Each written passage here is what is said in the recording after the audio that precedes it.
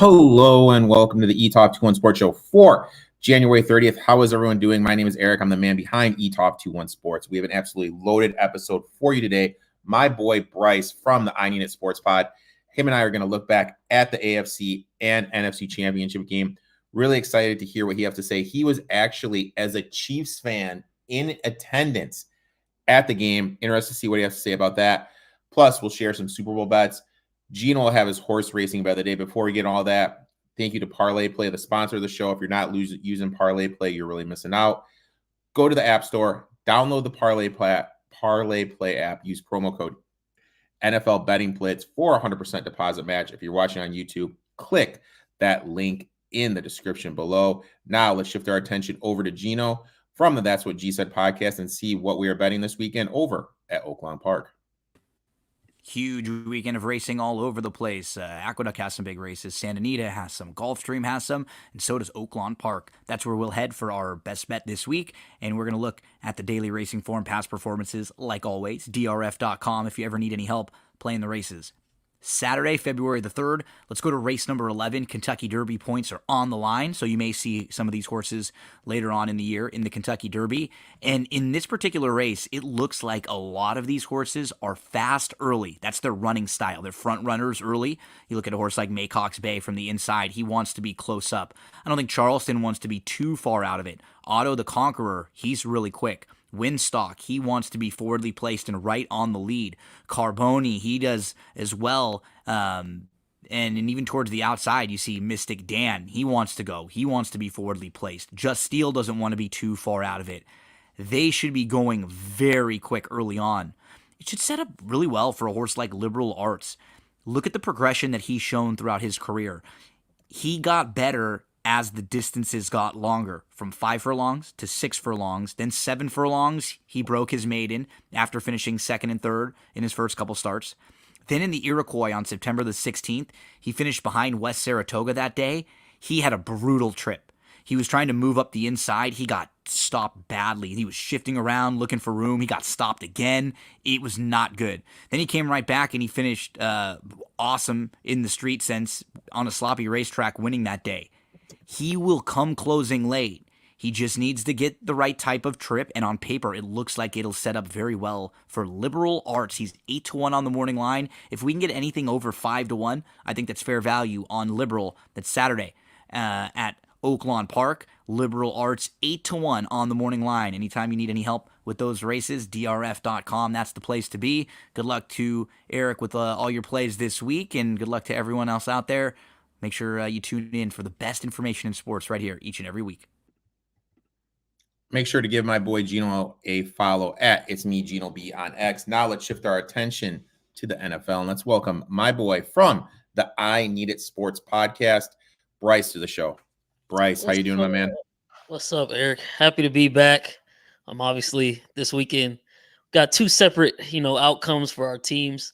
Hate to see, what happened to your team, but as you mentioned, yes, I was in attendance in Baltimore. Man, what an atmosphere. What a great game for Chiefs Kingdom.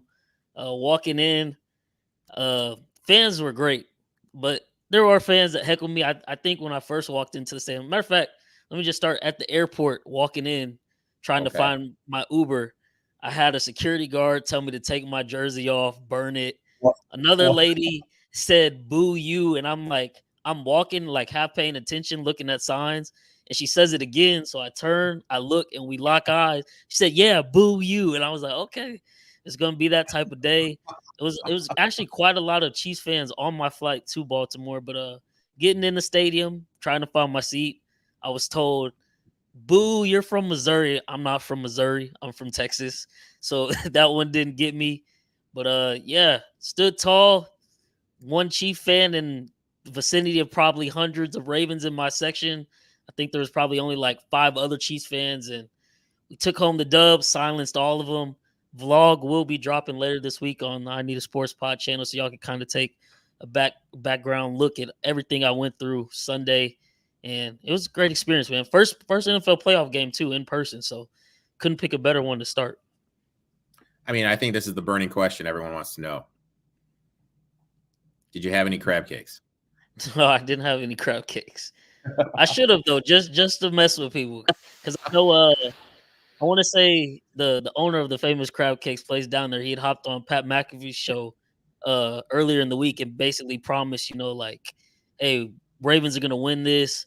I think he had a bet with the KC mayor, and so there should be crab cakes on the way to KC right now because that was the wager. We were gonna send barbecue, they're gonna send crab cakes, so crab cakes should be on the way, man.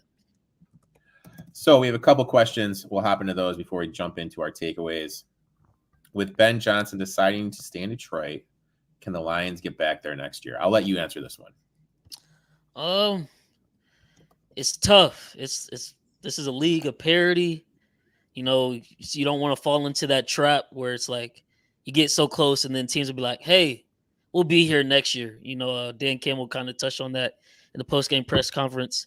I think the Lions do stand a really good chance. I think that's kind of, I don't know if there is a silver lining in losing the conference championship, but the fact he wasn't plucked by Washington or Seattle, gets to return, continue that offense with Jared Goff, hopefully a bigger role for Jameson Williams next year. I know he kind of starred in the championship game this past weekend.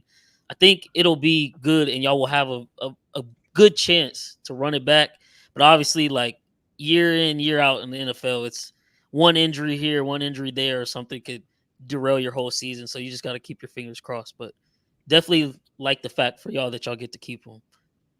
Yeah, I was a little surprised. I think it came down to just a money issue from what I'm reading. If I was him, I'd go to DC. New ownership, going to get a new stadium, new GM, top 3 pick. You're going to have a couple years to work with, solid foundation in the front office. I was a little shocked he stayed, to be utterly honest with you.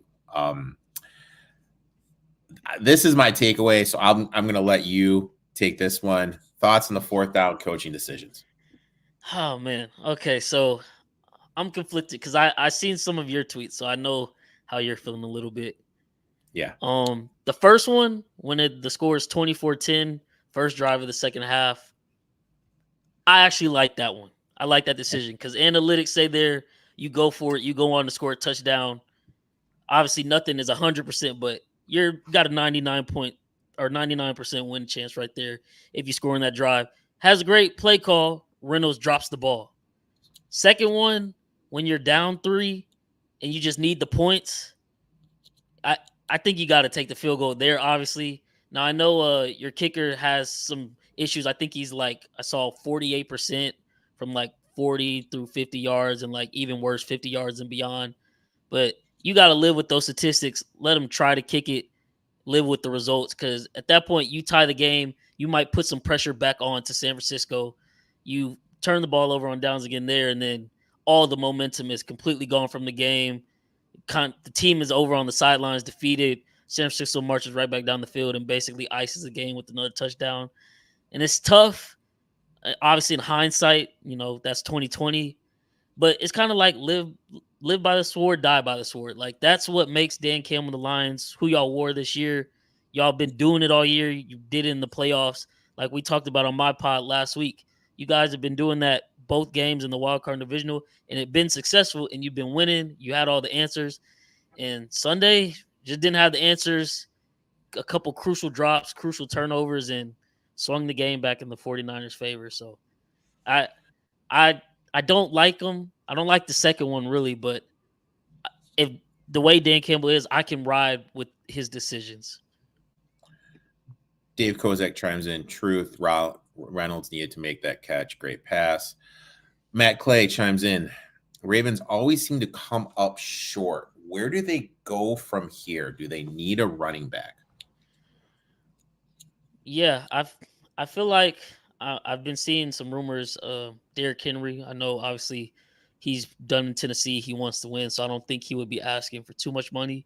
But they're always a running back by committee, and every time it comes to the playoffs, it seems like they don't trust that committee and don't give the running backs the ball. So if that's the missing piece and you need a bell cow back, definitely go get it because the window is closed. Like I said, you might not get back to this point next year. Who knows? But they definitely wasted away an amazing year.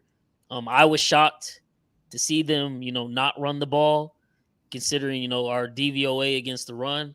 But that was actually one of the things I wanted to talk about with some of the questions you had lined up. I don't think people realize the Mahomes and Chiefs kind of effect that the other team faces when he's standing on the opposite sideline. Because they start that game 3-and-out within a minute. Crowd was hype. They punt, and then next thing you know, Pat just death by a million cuts. Here, dink and dunk. Pacheco, dink and dunk. It came down to a 4th down, I think, that first drive. 4th and 4. Crowd is hype.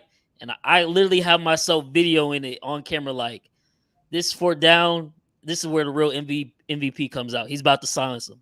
4th down completion to Kelsey. Who else would it go to? Right there. And then we go down, score.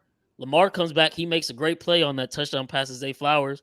But then we're right back. Mahomes answers. 14-7. Like, okay, now the pressure's on. Like, your first down run gets stuff. Now you're scrambling like, okay, we got to pass the ball. And next thing you know, you're down to the Chiefs by double digits. And while you should probably go back to the run, in the back of your mind, you're thinking, we got to put up points fast because we know Mahomes is on the other sideline. And he's going to have an answer. And I think it causes coaches, players to panic, get beside themselves. We've seen it in Buffalo. Buffalo was running the ball all over us. We get to the 4th quarter. Next thing you know, they try to make Josh Allen play hero ball. It doesn't work. Lamar and the Ravens, they handed the ball off 6 times, I think, that game total to the running backs. And Lamar had like another 6 rushes. It just, I don't know what Todd Monken was thinking, but hey. Todd Monken, you got to get rid of Todd Monken. That's one of my takeaways that I'll get to later. Just to kind of piggyback what you're saying, I know a lot of people are tweeting stuff out or X. I don't even know what they call it now on X. Like when you, I just always call it Twitter. That was the most dialed in I've seen Kelsey all year. I told you on the pod. You did, and you called it. He was dialed in, and when you kind of looked over at the Chiefs sideline during like the stuff that was going on TV, those guys were all stonewalled. They were locked in, and the Ravens players were just jumping up and down, getting pumped up like it was a regular game. Like the body language was like completely different. I heard someone else give this analogy. They looked the Ravens looked like Apollo Creed before he fought Ivan Drago in Rocky IV, jumping up and down, dancing. The Chiefs looked like Rocky, locked in, ready to fight. I heard this analogy someone told me today when I was talking to him. It was a pretty good analogy. And that's kind of how I felt. Like the Chiefs, their body language, they just seem to be taking the game a little bit more serious. And I think that's a great point you made about the Mahomes factor. People panic when they play against them, except for one. I've only seen one team not panic when they play against them, and that was Joe Burrow and the Cincinnati Bengals. That's been the one team this last little 3 run that you might be that you can compare to. I'm not great comment here. I have seen all the movies. I've seen the new ones as well. Dave Kozak, my opinion, Baltimore were not disciplined like they were all season. Bad penalties, bad decisions on D. Yeah, I agree. Was Kelsey taunting all game? Yeah, everyone was all taunting, but Kelsey didn't stand over a guy and flex like Zay Jones did. So kind of like how you were just saying, your analogy is also kind of just very apparent that the Chiefs, their 6th AFC championship in a row, been here before, done that. They know exactly what to expect. Ravens, they had no idea what to do here. Matter of fact, that was the first AFC championship game they'd ever hosted as a city. Yeah. So they clearly were in some unknown territory. I seen people mad on Twitter. I think the Kyle Van Noy penalty, the dead ball personal foul, and people are like, oh well, Kelsey did it too, and it's like we can't sit up here and act like the refs don't always catch the second or third person. You got to be smarter than that. Keep your composure. And funny enough, I just seen a clip before hopping on. They've been releasing the mic'd up footage. Mahomes was literally in the huddle, like after big plays, like telling the offense, composure. Play within the whistle. Keep your composure. Let's go do what we do. And the Ravens, they didn't do that. Zay Flowers, rookie, never been in this spot before. Hype, he makes a big catch against Snead. You can't. I'm okay with the shove down, the stand up. And I don't even think he necessarily meant to hit Snead. But then when he threw the ball and it did hit him, I was like, yes, you're going to draw a penalty for that. Of course, all the Ravens fans around me, boo, boo. Some of them even heckling me like, how does it feel to get this stuff rigged for y'all? I'm like, I mean, it feels pretty great from where I'm sitting. But I mean, that's a penalty 10 times out of 10. I don't know what you want me to say. So I'm going to say this. Karma is real. And that is karma for Zay Jones taking that ball to the house against the Los Angeles Chargers when I was sitting on the Chargers plus the 3.5 a couple weeks ago. What was it? That Sunday night football game where he caught it for the first down, just had to go down, but he scored a touchdown. That's karma, Zay Jones. Karma for scoring that touchdown. Chat room's great, guys. Keep the comments coming. We'll answer all your questions. Time for the takeaways. What's your first takeaway, my friend? Man, as a Chiefs fan, I'll give you a funny story. So my first Chiefs game at Arrowhead, 2011, week 8. Funny enough, I had a broken leg from my football game. I was in the 7th grade. I forget why my mom took us to Kansas that weekend, but we played the Miami Dolphins, who were led by Matt Moore. Miami Dolphins were 0-7 coming into that game, so my mom figured, hey, why not take them to this game? The Chiefs will be sure to win. First game, great experience. Matt Castle and the Chiefs went in Arrowhead, dropped a dud. We lose 31-3. That was followed by a bunch more worse seasons, a 2-14 season. Brody Croyle, Tyler Thigpen, Damon Howard, Matt Castle, all these terrible quarterbacks. And this whole time, I'm just thinking, growing up watching the Chiefs, why would my mom and her side of the family raise me to be a Chiefs fan like this? Because this team is not good. Like, all I know is pain. Never seen them win a playoff game until, I want to say, my senior year of high school versus the Brian Hoyer-led Texans. And then insert Patrick Mahomes, 6 years, 6 AFC titles in a row, 4th Super Bowl in 5 years. And it's even different now because I think social media was around when the Patriots were doing their thing, especially this latter part of their dynasty. But social media has just gotten bigger and bigger and bigger.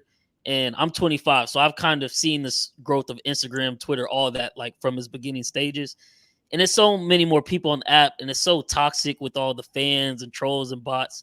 And everybody's just hating on the Chiefs. I'm like, I know I'm biased, obviously, because I'm a fan, but like, can we just sit back and appreciate what you're watching? Like, every year it's something different. Like, oh, we lose Tyreek. Well, no way Mahomes can win without Tyreek. What do? We go to the Super Bowl, we win. This year, they look terrible. We could not catch the ball. We were making stupid mistakes. And I would say on my podcast repeatedly, like, I'm not gonna get my hopes up, but like, I know I might sound stupid, but I'm telling you, if this team can just focus and cut out the self mistakes, they can't be stopped because the Patrick Mahomes has a top 5 defense now. Steve Spagnuolo, oh my God, he has been putting together masterpieces. I know Mahomes obviously is going to take majority of the credit for media, but that defense is top 2 and not 2. I tried to tell people that. Everybody was hyping up the Ravens this week. I'm like, we got a top 2 defense on our side. Like, Lamar and company have to deal with that. You've seen them force turnovers, get crucial stop after crucial stop. And I'm like, man, what more could you ask for? I get probably people thought once Brady retired, like, okay, the league can go back to having, more parity. And it's like, oh, no, this guy Mahomes just came in, and now it's looking like he might just replace what Brady is doing. So from other fans, I get it because I was once in your shoes. I remember 2018 when we lost to the Pats in the AFC Championship. I'm sure the way you were feeling this weekend, me and you were probably saying some of the same things, cussing at the TV because you just couldn't believe your eyes with what your team was doing. And now to this point, it's like, man, we are literally watching. Like, I'm too young to know MJ. All I know is LeBron and Kobe, really. But I would assume, back in the day when it got playoff time and MJ was in his heyday, you knew no matter who was on the other side, what was going on, no matter what kind of games or season MJ had before, come playoff time, he's focused, he's zoned in, the team is locked in. they're going to get the job done at the end of the day. And knock on wood, I think we're 2 weeks away from Mahomes and company kind of cementing the dynasty. It's like, hey, man, even at our lowest, when we lock in, we're at this level and everybody else is down here. And it's never been more apparent. And now with a top 5 defense to go at it, it's kind of like we flip-flopped as a team. Mahomes' early years, we were excellent on offense. Defense was like middle of the pack, but they got the crucial stops when we needed them in playoff moments. Now, defense is top of the pack. Offense, it might not look the best. Might not be putting up the most points, but when we need it, Mahomes can literally get the job done. Before the 3rd and 9 completion, the MVS, I literally texted my friends. I was like, it's time for Mahomes to let his nuts hang because I know he's asking for the ball. Funny enough, the mic'd up footage today, he literally was walking over the sidelines. Give me the ball. Give me the ball. Now, when I saw the ball was going to MVS, my heart dropped. I was like, oh, my God, please don't do this to us again. Wasn't Tony, dude. I was like, please don't do this to us again. So, like I said, y'all, if y'all want to tune into the channel at INI's Pod on YouTube, vlog will be dropping this week. But I got that on film, too. I could not believe it. Everybody around me was shocked. I was going crazy. I was like, oh, my, he caught the ball. That's game. When we got to have it, the team will get the job done in the crucial moments. And that's the difference between us and everybody else. In crucial moments, Lamar throws an interception. In the crucial moments, Josh Allen misses a pass, misses a read. In the crucial moments, these teams just can't do they can't get to the level the Chiefs can get to. I just want people to sit back and realize, like, what you're watching. This is literally legendary stuff in the making, and I'm just happy to be a Chiefs fan, part of it. I never thought I'd see us win 1 Super Bowl, let alone being in the 4th in 5 years. It's crazy to me, but I'm just trying to appreciate it all right now. So, and that's kind of like you hit the nail on the head. We get caught up in the moment, wanting to post stuff, go back and forth. It's like just kind of sit back and enjoy, what is happening in front of you, because you're right. You never know how long it can last. Lucky for you, you got probably the best quarterback ever, and you're going to be around for a while. There we go, right there. Didn't I teach you right there? Yeah. Chiefs for life. If you don't know how to lose, you won't know how to win. Well, as a Lions fan, we know how to lose a lot, and hopefully we get around to that winning. MSU great, Brian Hoyer. Matt Moore dropped. Never thought I would hear that on this. Matt Moore, Super Bowl champ with the KC Chiefs. I went back to watch the highlights of that game just to see like what it was, because I vividly remember some things of it. And when I seen he was the quarterback, I was like, wow, look at how things come full circle. Because I know the year we won the first Super Bowl, Mahomes went out with the dislocated knee. Matt Moore came in and kept us afloat. So, but yeah, back in the day, 0-7, went right into Arrowhead, whooped us 31-3. First game at Arrowhead. That's my first ever experience. So, my first takeaway, and I'm a rant on this one. Todd Monken had one of the worst game plans I can remember in a conference championship game. You mentioned Chiefs, 27th DVOA against the run, and your running backs had 6 rushing attempts per game. Every game before that, your backs were averaging 21.9 attempts per game. And that game, the biggest game of the year, you had 6. Gus Edwards, your bruising RB1, was outsnapped by Justice Hill. They started the game with Justice Hill, their 3rd down running back, in the game. Edwards had 3 attempts for 20 yards, almost 7 yards per carry. Why are you only giving him 3 rushing yards attempt? In my eyes right there, that's enough to get Monken fired today. He should have been fired on Monday. Watching the game, one of my things was like, I felt like the Ravens were trying to prove Jackson is on the same level as Mahomes, constantly having him drop back. But he's dropping back 9-yard drops, throwing it 15 yards. But since he dropped back so far, it's only 5 yards over the line of scrimmage. With how good the Chiefs defense is playing, that is absolutely not going to cut it. And look, I'm not saying that the Ravens would have won the game if they would have ran the ball, but they would have limited Mahomes because that would have worked the clock and that would have kept Mahomes on the sideline. And with the game Kelsey had, like, it was kind of like Kelsey was like, okay, you know what? Enough messing around. I'm going to show you guys. I just want you guys to remember how good I am. Because like I said before, that's the most locked in I saw him. I told And you, when he's going up Kyle against Hamilton Hamilton, on him, a mistake. that first touchdown grab he had, I'm walking on my treadmill watching the game. I'm like, holy shit. Like, you know what I mean? Like, I'm like, where was this all year? You know, I'm like looking around. I'm like, where was this? And when that is happening, you can't just be constantly throwing the ball, try to max her. You mentioned the Mahomes effect. I think that was it. I think Monken panicked. I think he felt he needed to score fast. And my thing was Harbaugh on these times before when he's gone up against a Tom Brady, he's never panicked. He's always kind of been patient, run the ball with Ray Rice, and just kind of worked it down the field. They totally panicked this game. And because of that, they lost. Now, this is going to blow your mind. I looked back. Everyone said Monken's offense is going to be this electrifying offense. 21st in passing yards per game. Nowhere close to where they were under the best year with Greg Roman. And when you look at the rushing yards and passing yards, add them all together, still not as good as Greg Roman's offense. I think the offense took a step back. We had a question about what the Ravens need to do. They need to get rid of Monk and they need to get a better offensive coordinator in there. So with those stats you provided, I kind of see where you're coming from now, but I wanted to pose a different question because I was, searching through Ravens Twitter and stuff all week. And there's actually a good portion of Ravens Twitter that is proposing they fire Harbaugh because Harbaugh has been the common component throughout all these years, despite all the coaching changes.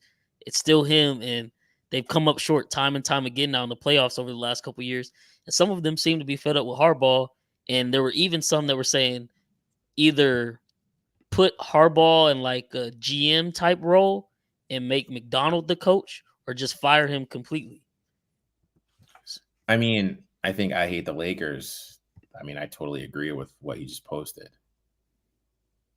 Who'd you get instead? I mean, like, where would you pivot to? Like, you mentioned McDonald. Yeah. I mean, do you feel like he would put him in a better position?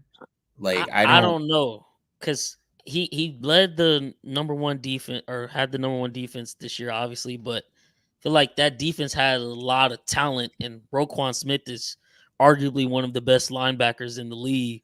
So, like, how much of that necessarily is Mike McDonald's, just system and philosophy? I don't know, but I could understand some of the frustration where it's like we've seen this time and time again where like the Ravens run the ball really well. They run the ball, great defense. It's kind of been their MO throughout the years. It comes playoff time, it's like they get away from running the ball. And then I like Lamar, but he hasn't proven he can be a consistent thrower of the ball in playoff time. But they want to put the ball in his hands and force him to throw. And I think he was also like in the back of his mind, he's like, I got to prove to people that I'm not a running back. Because there were some gaps in the defense where he could have taken off for 20 plus yards, and he would do that any other time, and he just refused to do it. So as a Chiefs fan, I thank God he did it, but he should have taken some more runs on himself instead of trying to throw the ball into coverage. And that's kind of what I was saying last week. Like, it wasn't a knock, and people would be like, oh, well, you're not watching the Ravens. But I was like, the Chiefs game plan would literally be if Lamar's throwing the ball, they're going to feel pretty confident because we have two of the best corners in the league. It's going to be very hard to throw the ball on us at a consistent rate. And that showed its head, and they just went completely away from the run. So my biggest thing, because I'm a coach, is you got to put your students, your team, whatever, in the best position to win. Looking back at it, we cannot say that Harbaugh did that. Yeah. And one last thing, I would honestly like to know what Todd Monken's wife said after the game. Because remember the week before, he was doing that press conference and he jokingly said, yeah, she told me, hey, if it's working, just keep doing whatever works. And he was like, yeah, that sounds like a great plan. Well, the run had been working this whole year. You just didn't do what worked. So why'd you not listen at that time? So it just doesn't make sense. Like, I don't understand, his what he was doing, what his thought process and everything. Bully the line. Thank you, my friend. Thanks for tuning in. Great show, fellas. Bryce, takeaway 2. What you got, my friend? Yeah, we kind of already touched on it, but it's like I know everybody's, hating on Dan Campbell a little bit. I know obviously you feel a certain way about it, but I'm just like, man, you can't celebrate the man for what he does that makes him great, and then at the same time turn your back on him when it didn't work the one time this weekend. And it just sucks that it had to be one of the most crucial times where you needed it to work. But at the same time, coaches can only do so much. Players got to play the game. And I feel like Campbell put the Lions players in winning positions, and the players failed him a little bit.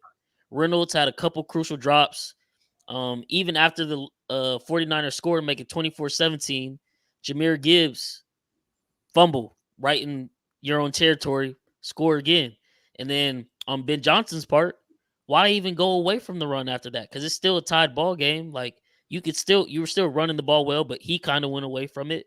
And then that was followed by more crucial drops. I don't think it was necessarily counted as a drop, but I know Jamison Williams had one that was close on that fade route down the left sideline that kind of went through his hands in the end zone. So Lions had plenty of opportunities to win.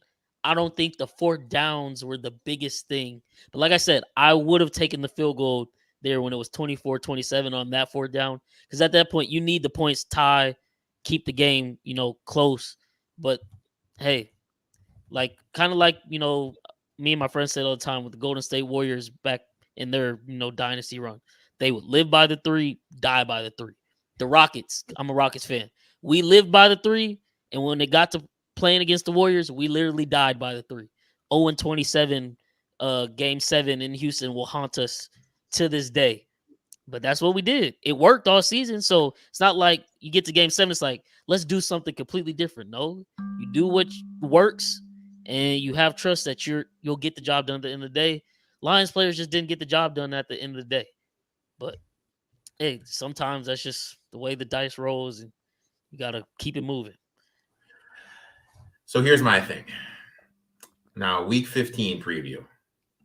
This was one of my things I said earlier, and I really think that's what Dan Campbell is right now. They were 1-5 last week versus the Bears on 4th down. That cost the Lions the game. He's being relentless in his decision-making and forcing it. So I said that in week 15. He was being relentless, being careless. And in my eyes, his decision-making cost him the game. Now, this is how I look at it. Niners come out in the second half. Great drive, but your defense held. Your defense held them to 3 points. You go drive all the way down to the 28, and you went for it. And I'm sitting in my living room. I had a couple guys over watching the game. I texted my brother. I told those guys, I go, look, if they go for it here, they're going to lose this game. Because I think I think he's just way too careless in these critical times where he just needs to take the points. I thought he was careless in the game against Tampa Bay the week before, where on 4th down, he handed it to Reynolds. I thought he should have just taken the 3 points there, because I still look at points as a premium. And when you're in the 3rd quarter and with how good you're running the ball, there's only so much limited time left for the 49ers to score. That's my first thing. My second thing is, I'm a huge math guy. I look at math when I do my numbers, when I do my player props and everything. But when we talk about this analytics, one thing I feel that they don't take into consideration is, okay, what happens when this team runs this defense, that defense? You know what I mean? It's not lined up to what it's going on. It's more like, okay, how many yards you're averaging, if that makes sense. You know what I mean? They don't really dive into all the factors going into what's happening in the field. And also I feel that the data they're looking at is 20 years ago from 20 years ago here. I feel in 20 years, when you and I are talking, the analytics will say they should have been kicking more threes instead of going for it. You know what I mean? Because I feel the game is being played different than it was back there. So you can't really look at those data points. Now, the mental part of it. Niners are locked in now. You went for it. You didn't make it. Liners are knocked in, and the stadium came alive. And I'm a big proponent of, as a coach, and when I used to play, I'm a big proponent of scoreboard pressure. When that game gets a little tight, you used to be up big. Now you look up and you're like, great, it's only 2 scores. Great, it's only 1 score. And that whole game, I feel, would have played out differently. And I really feel if they would have kicked the 3 points, they would have won the game. Because that scoreboard pressure, I believe, led to the Gibbs fumble, because what's getting lost in the mix was he ran to Goff's wrong side. That timing was off because he should have went to the right side of his body. He went to the left side of his body. I feel the scoreboard pressure created that moment for Gibbs and the mental mistake. So that's my problem number 1. Problem number 2, you mentioned it, I agree with you. When they took the lead, you had to take the 3 points there to tie it up. You didn't do it, which I just blows my mind how you cannot take the 3 points and not tie the game in that situation. The third issue I have is they drove down to the 24. There was a minute 40, minute 50 left. They had all 3 timeouts. Why don't you just kick the field goal there? And then there's so much time left. You can just kick it off and pin them and try to play defense, because they're going to run the ball and you've been good against the run, and get stops, and you'll probably get the ball back with a minute 20, minute 10. Yeah, why not do that? So that doesn't make sense to me either. Like, because go ahead. I was on the plane and I ended up seeing it when I landed, and y'all ran it on what, like 3rd and goal or something, and then we're forced to use a timeout. Yeah, that's stupid. It just doesn't make sense to me what they're doing. And it may be another 30 some odd years. Like I could be long gone by the time that they get back to the spot, and you had a chance to do it. And because you're too stubborn and caught in your ways, it cost you a chance to get to the Super Bowl. And that's just how that's what I see with it. And for everyone saying the Lions could be back, that's what a lot of my friends told me. I had some messages, they'll be back. The NFC, we had a comment about the NFC North in the chat. I'll try to find. The NFC is going to be really loaded next year. Bears have 2 top 5 picks, a ton of salary. Packers are insanely young. We have no idea what is going to happen. Here's greetings from Texas. Tough loss for your Lions. It's going to be an interesting NFC North. You have no idea what Minnesota is going to do at the quarterback position. Kyler Murray, I'm a huge Kyler fan. Cardinals are going to be better. They have a great coaching staff. They have the top 3rd pick. Are they going to take an offensive lineman, take Harrison, maybe even trade back?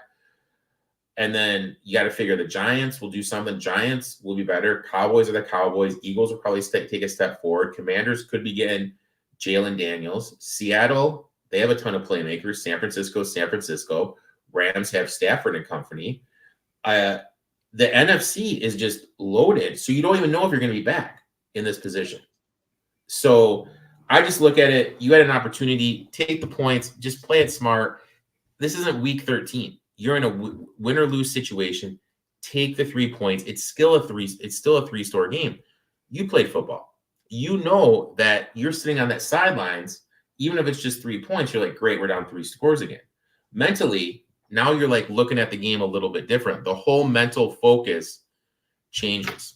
And Raj chimes in. Yo, the Lions going to make the Super Bowl run next season? I say no.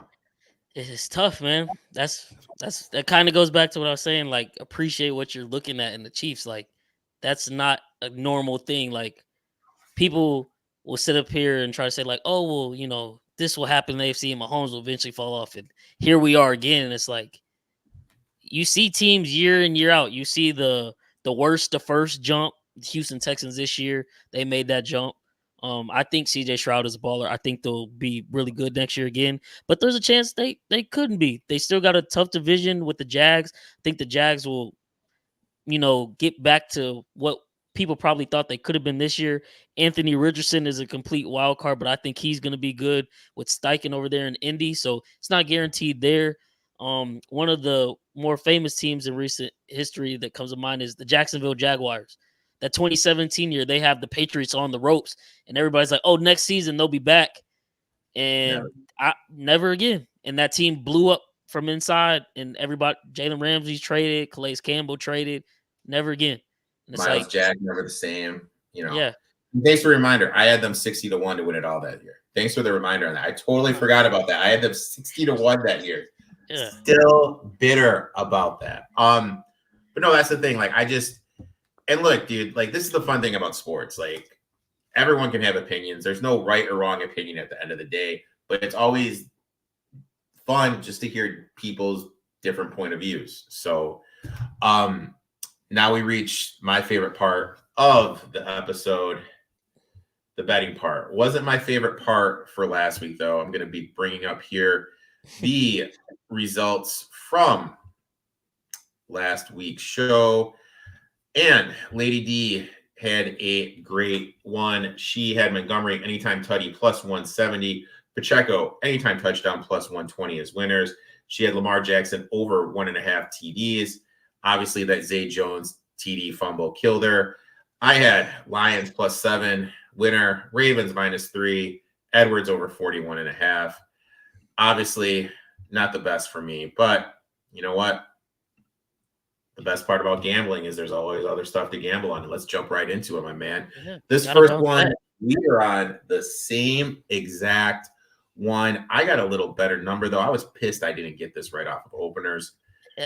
See, the numbers dropped while I'm in the flight back home. So I get back and it's +1, but I heard it was +3 like as soon as the books opened up. Now it's back up to +2.5. I'm probably gonna go back in and throw money on +2.5, but like I've been saying on my podcast, and I've been telling you, I know you and my other podcast mates, y'all tried to convince me, like, no, the Ravens were. I'm like, man, besides Tom Brady, who's the undisputed GOAT right now, but we got a GOAT in the making. You don't bet against Patrick Mahomes as an underdog. I believe he's now 10-3 straight up, one of the best underdog records in history. 9-1-1 against the spread. Like, this Chiefs team is on a mission, and like I said, it looks a little different. So people aren't necessarily used to it. They're used to us throwing up 30 plus and winning with style points. But this year it's top 5 defense, run the ball, Mahomes, do what you do when we need it most. But if not, just take care of the ball. That's all we need. And I believe he is now at, knock on wood, he's at 203 attempts without an interception in the playoffs. I believe the record is 237 for Tom Brady. So potentially he could hit that in the Super Bowl. Who knows?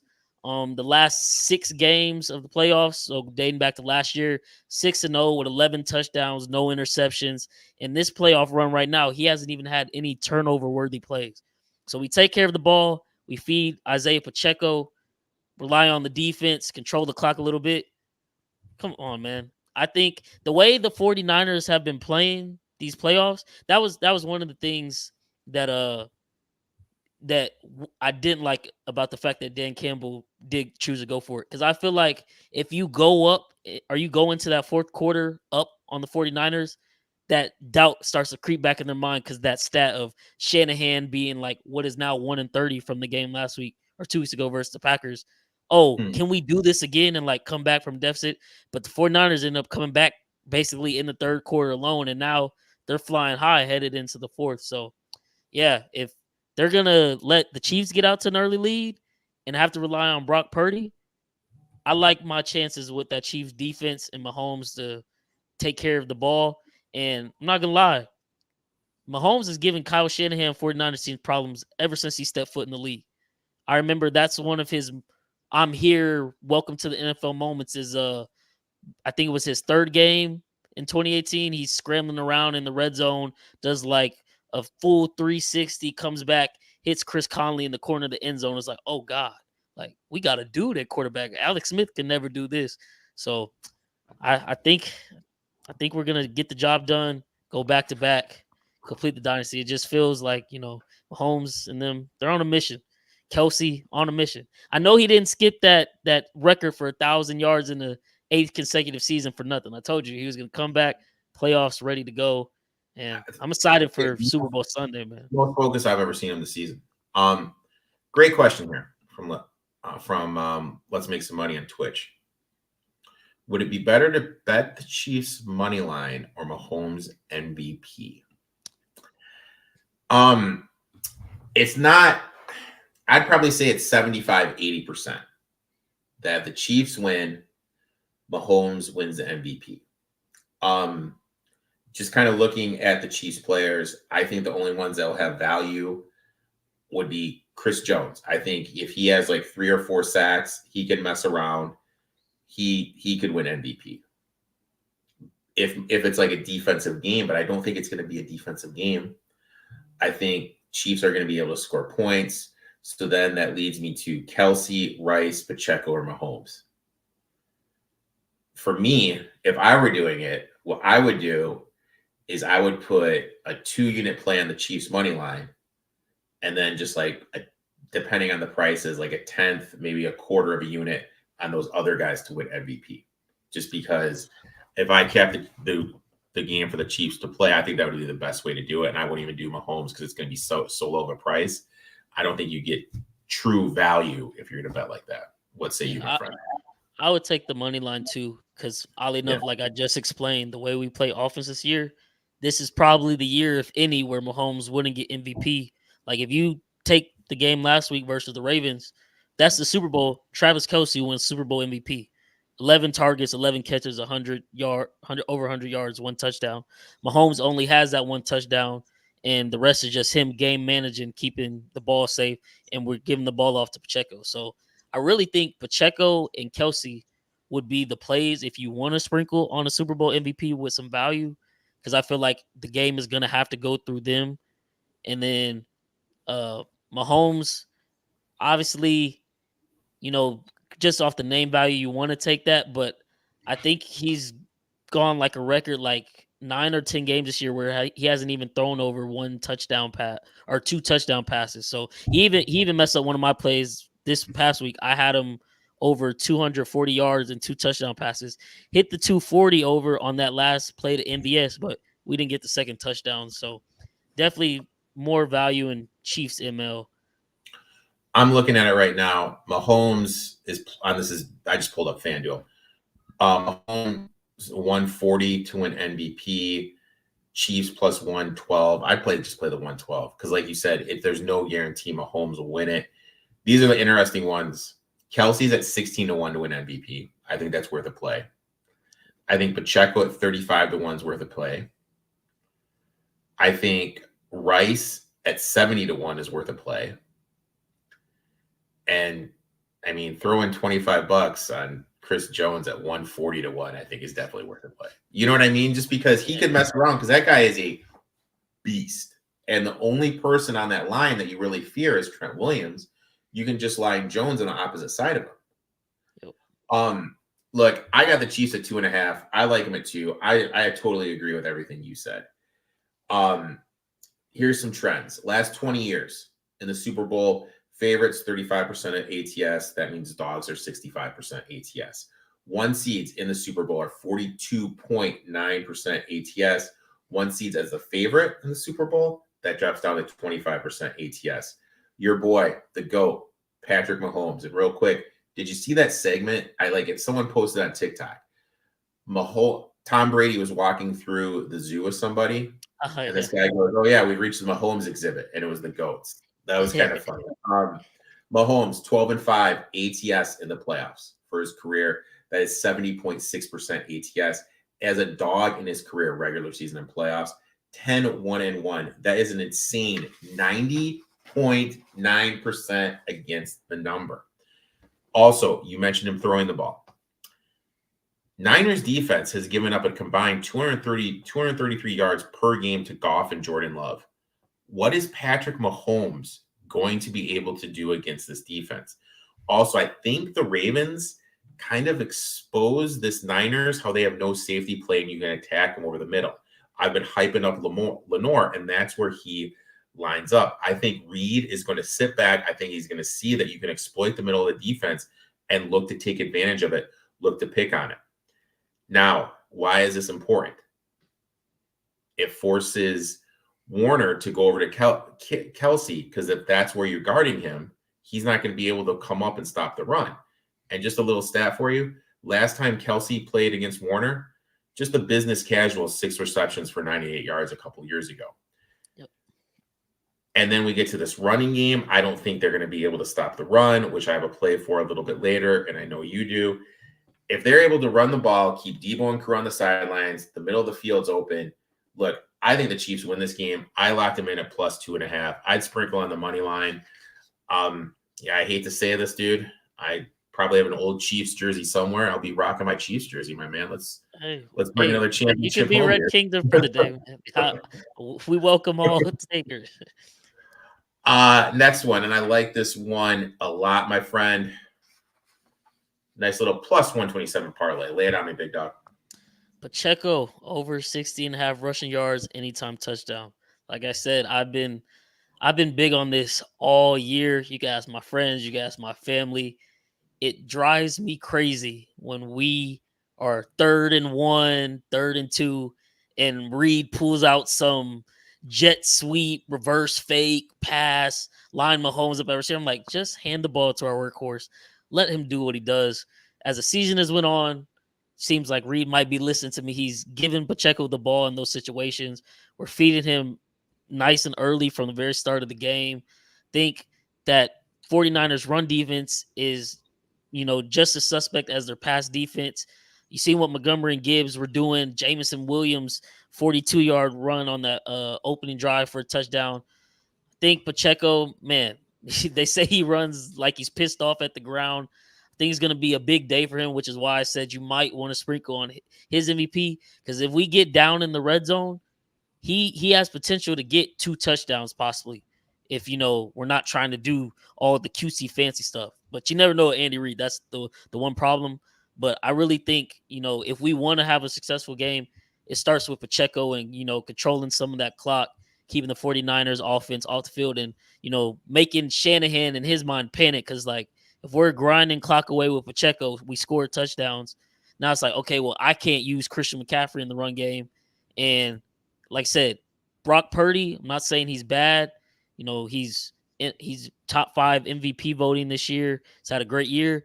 But him versus my Chiefs secondary, I'm going to take my Chiefs secondary all day, every day this year. Snead and McDuffie, I got all faith in them, all faith in Spags. So feed Pacheco, play solid defense. That's the formula right there.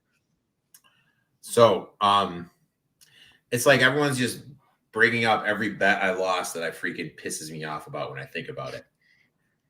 Let's make some money. My fear is that it'll be like the time James White should have won the MVP instead of Brady. That is the Super Bowl when the Falcons were up 28-3. James White had a mega day. I was sitting him at 70-1 to win MVP. They gave it to Tom Brady instead. I think Pacheco would need 2 to 3 touchdowns to get the MVP. What do you about? What like? I think it would take 2 touchdowns, but I think that's very doable. Would he have to get over 100 yards though? That's another thing. If he had 2 and like 70, 80, would they still give it to him?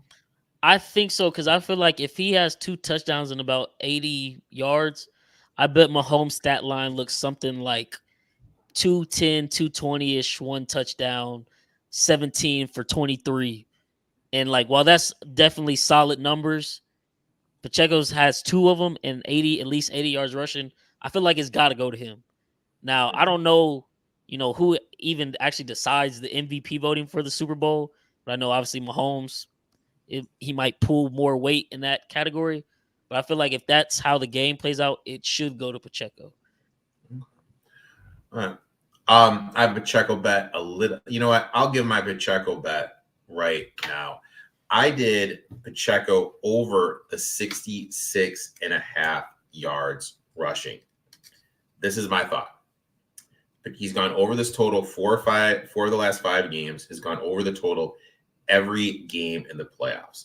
He's averaging an insane 84.7 yards per game, 4.3 yards per carry, and 21 attempts per game in the playoffs. Niners are 15th DVOA defending the run in the playoffs. The 49ers allowed the Packers $136 on 28 attempts. That's 4.39 yards per attempt, with Aaron Jones having 18 rushes for 108 yards.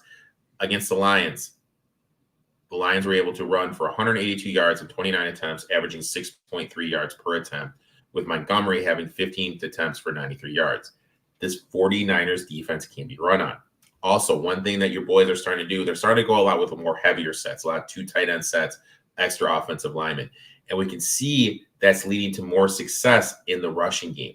And during the regular season, they averaged 104.9 yards per game rushing. In the playoffs, that's ticked all the way up to 128.3 yards. I think that Reed's smart. Reed's not an idiot. He knows if we have the ball, they can't do anything. So he's going to run the ball. What was that? Was that a 7.5 minute drive to start the game? Yeah. Against the Ravens. And that was one of the best rushing defense. I think they're going to do that there. I'll give you this. In the fourth quarter, the Ravens gave us the ball back. We had a drive, I think, to start the quarter that took 5 minutes off the clock. We didn't even score. We punted the ball back to him. But like I said, death by 1,000 paper cuts. Mahomes picked up a first down with a throw. We went right back to Pacheco. I think he ran the ball 24 times for 68 yards, which isn't the best average, but against that Ravens defense, that's pretty good. Kept the offense off the field on their side. Clock just kept turning and turning. I'm like, hey, man, the lower the clock, I'm like, man, this is really going to happen. Like, our defense is balling out. We just have to take care of the ball. That's what they did. So I think Reed won't be dumb either. He knows we can control this game with Mahomes at the helm. We can bring it home, man. So it just makes all the sense more. I think this is going to be a Pacheco game, and I totally agree with you. We're seeing 35-1 on someone that's going to be able to run the ball, gets 2 touchdowns. Mahomes doesn't throw for over 300, doesn't have any touchdowns. I think it's live. They could give it to him. I think at 35-1, totally worth a throw. Pacheco, MVP. Bryce, last bet. Where are you going, my man? In Spags, we trust, man. Niners under 24. Since week 11, the Chiefs defense has not allowed more than 7 points in the second half to any opponent. In the playoffs, we've only allowed 7. We've allowed 0 to Miami, who didn't even touch the red zone all game. We allowed 7 to Buffalo, Buffalo, they always play us the best. You know, that's their Super Bowl, or we're their Super Bowl. And then last week versus the Ravens, we only allowed 3, man.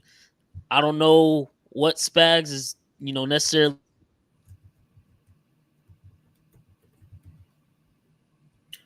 Bryce, it looks like Bryce is frozen. I absolutely love this bet. So go ahead, my friend. I lost you for a second. Okay, I'm back. You're back, my friend. Go ahead. What was the last thing you heard? Spags. Oh, yeah. In Spags, we trust. Did you hear my defensive stats about the Chiefs? Yeah, I did. 7 points per game, yes. Yeah, so, I think this 49ers team, they might be able to put some points up in the first half, possibly depending on how the game plays out. But that second half, our defense is locked in. We're shutting everything down. I think this game finishes around like the 27-14 range. Like, I think the defense is really going to put their stamp on a great season and bring it home to the point where I don't think Mahomes will have to necessarily carry us this game. Like, I really think we'll be able to run the ball, just take clock away, execute, score, and rely on the defense to do their thing. I like that. It kind of goes into the next bet I am going to lay out. And this is a tradition like no other. Chiefs and Niners under 23.5 for the first half. First half unders the last 18 years in the Super Bowl, 64.7%, 11-6-1 to the under. I like taking these because I feel that the teams don't want to give too much away. They don't want to lose the game in the first half. They want to lean on the run, establish the run, take pressure off their quarterback, especially Shanahan. He doesn't want to put a young guy like Purdy in that situation. I think he's going to lean on McCaffrey heavy. I think the Chiefs we talked about are going to lean on Pacheco. This is going to lead to a running clock more. These coaches in their Super Bowls 3-1 to the first half under. Also ties into it. I'm also going to be betting the first quarter under because I think this game, they're going to be running the clock a lot, leading on the run. And this is another one of my favorite bets. More points second half than first half. All those bets to me just kind of tie into it because these guys are going to be nervous. They're going to be tight. Coaches are going to be tight. We're not going to see these explosive plays. we're just going to see run the ball, establish the run, take pressure off the quarterbacks. So I like the first half under 23.5 yards. Bryce, I would like to thank you. Ooh, Stan Ware's chiming in. Yeah, last. Oh, keep betting against the 49ers. You've been doing it all year long. They have yet to play a great game in the playoffs yet, but we will win the Super Bowl. Niners will win the 6th championship. Stan, I wish you nothing but the best. Congrats on making it there. Bryce, thanks for coming on. Thanks for talking some shop. Why don't you tell everyone where they can find you on social media, my friend? Thanks again for having me, Eric. Always a good time on the podcast. Y'all can follow us at the @ on your screen at INISPOD.